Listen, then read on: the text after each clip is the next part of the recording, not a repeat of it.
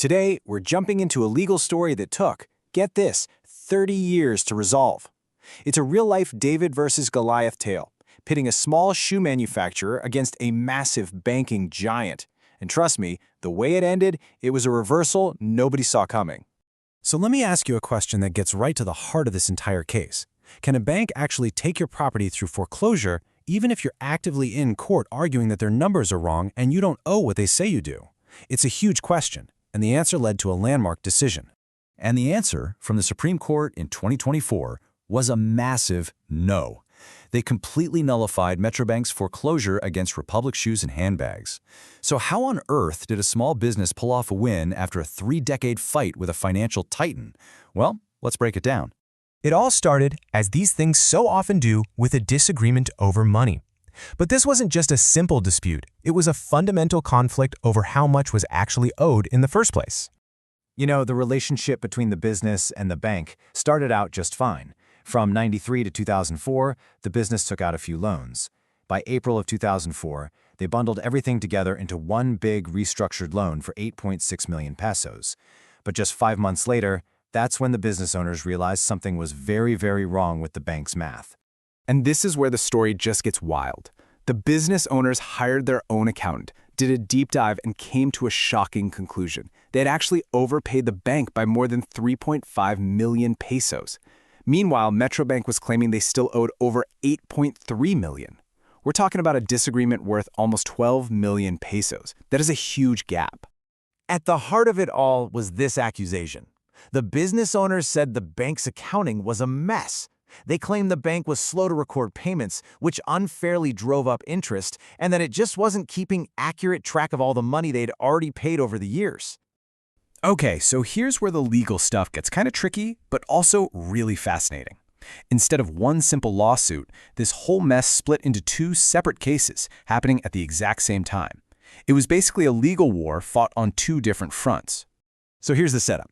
In Marikina, the business owners filed what we'll call the accounting case. The goal there was simple: force the bank to show its work and provide a clean, accurate record of all their payments. At the same time, over in Pasig, they were fighting the foreclosure case, trying to stop the bank from seizing their mortgaged property. Now this is a really critical moment in the story. Even while the business was in court in Marikina legally challenging the debt itself, Metrobank went full steam ahead with the foreclosure in Pasig. They actually held the auction, won it themselves, and got a new title for the property. Unbelievable. With this 2-front war going on, what followed was years of just total legal whiplash. You had different courts giving completely opposite rulings. It must have been an absolute roller coaster for the business owners.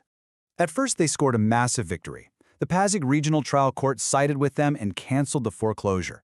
The judge basically said it was premature because, hey, the bank hadn't even proven how much was owed. But then, the Court of Appeals stepped in, reversed that decision, and said the foreclosure was perfectly fine, arguing that the accounting dispute and the foreclosure were 2 separate things. You know, the logic from that first trial court was just so simple and powerful. It was like, wait a minute, how can you take someone's property for not paying if you can't even prove with clear records that they've actually failed to pay? It just makes sense, right? So after all these years, after all the back and forth, and after that crushing defeat at the Court of Appeals, the case finally landed at the very top, the Supreme Court of the Philippines. This was it, the final showdown where a 30-year fight would finally end. And the result was absolutely decisive. In the case GR No. 236605, the Supreme Court completely overturned the Court of Appeals. They sided with the small business and brought back that original trial court decision. The bottom line, the foreclosure was null and void. So how did they get there? Well, the whole thing turned on a really important legal idea called fiduciary duty. Now, this isn't just your average business obligation. It's the highest possible standard of care. It means a bank has to act with the absolute highest level of trust and care for its clients.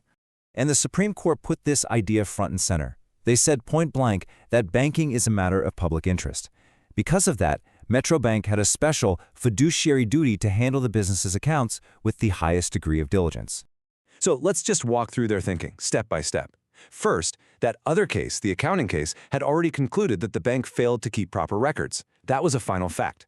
Second, banks have to use extraordinary diligence. Third, you can only foreclose if you can prove someone has actually defaulted. And here's the kicker.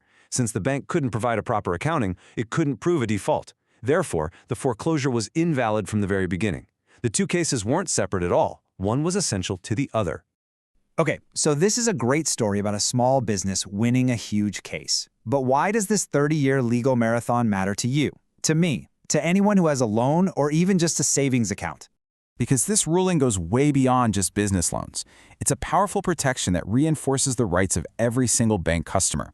It's a huge reminder to all financial institutions that they have very serious responsibilities.